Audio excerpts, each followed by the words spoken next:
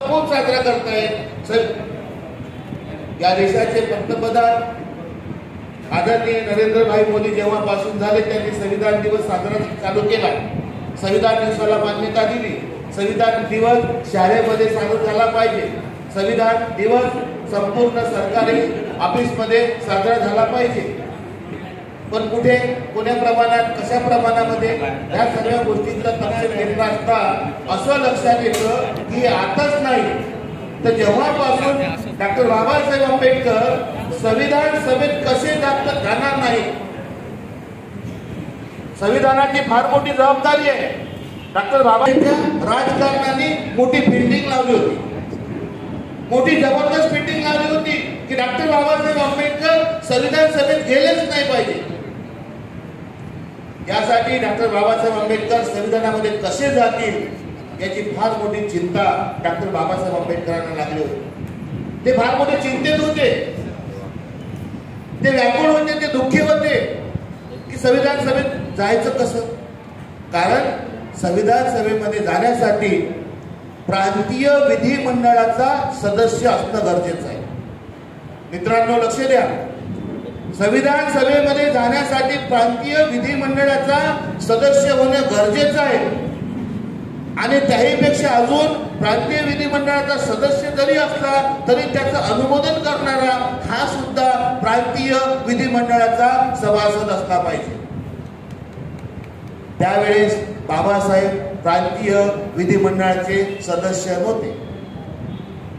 हे जो मुंबई प्रांत होता, मुंबई महाराष्ट्र हा जो प्रांत होता, गुजरात, यामध्ये एकही बाबासाहेबांच्या पक्षाचा शेड्यूल कास्ट फेडरेशन पक्षाचा एकही सदस्य निवडून आलेला नव्हता.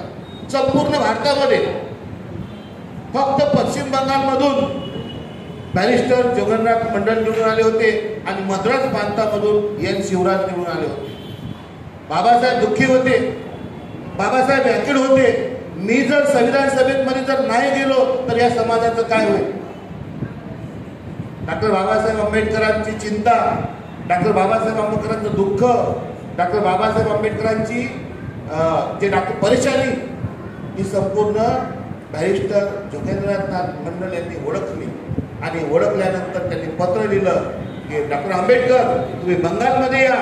तुम्ही बंगालमध्ये आल्यानंतर मी सर्व जबाबदारी घेतो आणि तुम्हाला संविधान सभेमध्ये पाठवतो.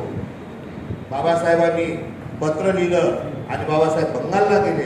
बंगालला गेल्यानंतर मित्रहो लक्षात ठेवा, महाराष्ट्राच्या एकही जे बाबासाहेबांच्या नावाचं पेटेंट घेतात, बाबासाहेबांच्या नावाचे अधिकार घेतात, बाबासाहेबांच्या नावानं जगतात, आमचे बाबासाहेब म्हणतात, आमचे बाबासाहेब म्हणतात, या लोकांनी लक्षात घेतलं पाहिजे की बाबासाहेबांना ज्या लोकांनी संविधान सभेत पाठवलं ते वेस्ट बंगालचे नमोशूद्राय लोक.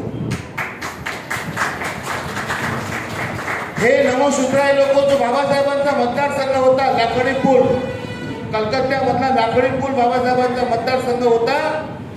बाबासाहेबांचे जे खरे विरोधक होते काँग्रेस, या काँग्रेसने त्या वस्तीला आगच लावून टाकली. जो मतदारसंघ होता त्या मतदारसंघाला आग लावली. तेव्हापासून बाबासाहेबांचा तिरस्कार हे लोक करतात.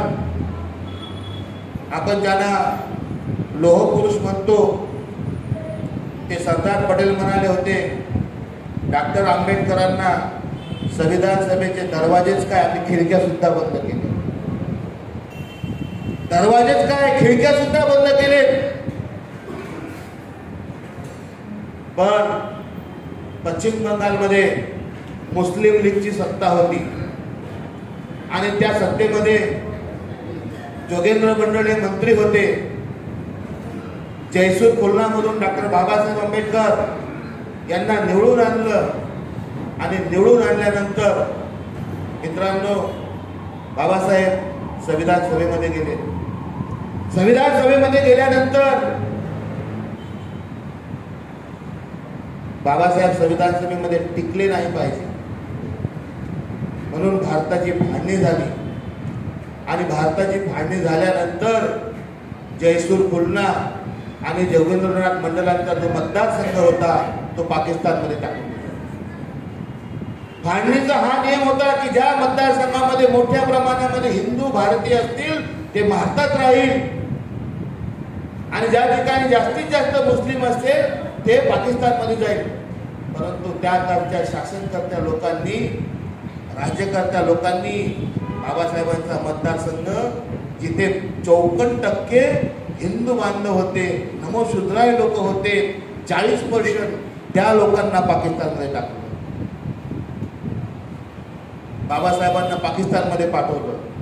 पण बाबासाहेब थांबले नाही. बुद्धिमान व्यक्ती, ज्ञानी, प्रकांड पंडित, शिलावर प्रतिष्ठित, ज्यांच्याकडे शील आहे, ज्यांनी कधी कुणाला धोका दिलेला नाही, ज्यांनी सर्व जनांचा, सर्व जाती धर्मांचा, सर्व पीडित शेतकऱ्यांचा, सर्व कष्टकऱ्यांचा, सर्वांचे दुःख दूर करण्याचा निर्धार केला होता.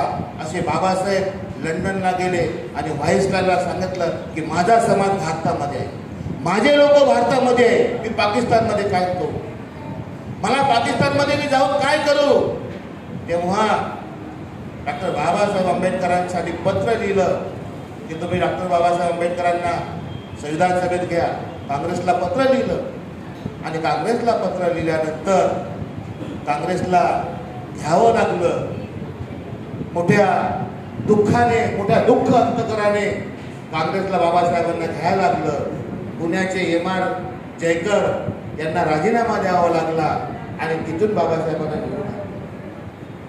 मित्रांनो, बाबासाहेब संविधान सभेमध्ये निवडून गेल्यानंतरही एखादा जो विरोधी असतो, आपला दुश्मन असतो, तो दुश्मन जसा दात गोड खातो तसा काय तलवार सोबत ठेवतो, अशा पद्धतीने त्या संविधान सभेमध्ये बाबासाहेबांना तुच्छ, हा तुच्छ शब्दामध्ये या काँग्रेसच्या लोकांनी दिलं. तरी बाबासाहेब शांत राहिले आणि बाबासाहेब आपल्या भाषणात म्हणाले 17 तारखेच्या की मला आपण सर्व वेगवेगळ्या तंबूमध्ये आहोत, वेगवेगळ्या जातीच्या तंबूमध्ये आहोत आणि या जातीच्या तंबूचे आपण नेते आहोत. आपण सर्व मिळून काम करू आणि सर्व भारताला सुखी करू, समृद्धी करू, भारताला एक चांगलं नेतृत्व देऊ, एक सक्षम भारत करू. त्यावेळेस सर्व विरोध करणारे लोक शांत झाले. मित्रांनो, बाबासाहेबांना ज्यांनी त्रास दिला तो आजपर्यंत त्रास आहे, आजपर्यंत त्रास आहे. कारण का बाबासाहेबांच्या संविधानाला खऱ्या अर्थानं आपल्या देशामध्ये शिक्षण व्यवस्थेमध्ये संविधानाला शिकवल्या जात नाही. शिवाय संविधानाचे अधिकार सांगितले जात नाही. ज्याप्रमाणे अमेरिकेतील लोक सुज्ञ झाले संविधानाप्रमाणे, त्याप्रमाणे आपल्या इथले लोक सुज्ञ झालेले नाही. तुम्हाला माहीत असेल, निवडणुकीच्या परेडमध्ये एका मौलवीने बाबासाहेबांना काय म्हटलं, कारकून म्हटलं. विचार करा, जी लोक संविधान लिहू शकत नव्हती ते लोक बाबासाहेबांना कारकून म्हणतात. अरुण शौरी सारखे लोक बाबासाहेबांवर चिखलफेक करतात, तुम्हाला माहित असेल. त्या एवढा महाविद्वत्तेचा महामेरू बाबासाहेब. समज आणि गैरसमज अजूनही चालू आहे. समजवणाऱ्याची संख्या कमी आहे आणि गैरसमज पसरवण्याची संख्या जास्ती आहे. म्हणून संविधानाचा प्रचार आणि प्रसार हा शैक्षणिकाच्या माध्यमातून सरकारने मोठ्या प्रमाणात करावा, अशी आपण या ठिकाणी प्रतिज्ञा करूया. सरकारला पत्र लिहूया आणि सरकारने मोठ्या प्रमाणामध्ये सरकारची, लोकांची संविधानाच्या प्रती जनजागृती करावी, एवढं बोलतो आणि इथेच थांबतो. मी देवदेश प्रतिष्ठान, छबी सहयोग फाउंडेशन आणि संविधान वार्ता या सर्वांना घेऊन हा जो मानवतेचा, कल्याणाचा, संविधान जागृत करण्याचा जागर आम्ही लोक करत आहोत. याला आपण सर्व आलात, मला बोलण्याला संधी दिली. मी आयोजकांचे आभार करतो. नमो बुद्धाय.